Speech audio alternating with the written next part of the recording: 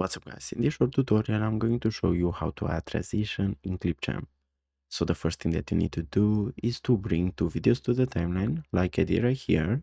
Then to add transition you have two ways. The first one is by going to the timeline and you're going to go between the two videos like so. And as you can see here, it's a plus sign that says add transition. So let's click on it.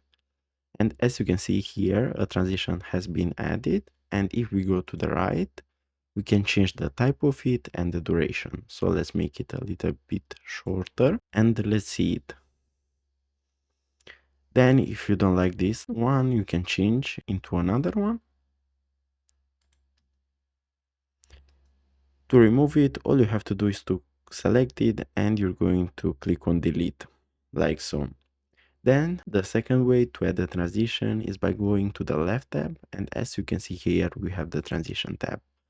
We're going to click on it, then we're going to choose our transition, and we're going to click on it and drag it between our clips, like so.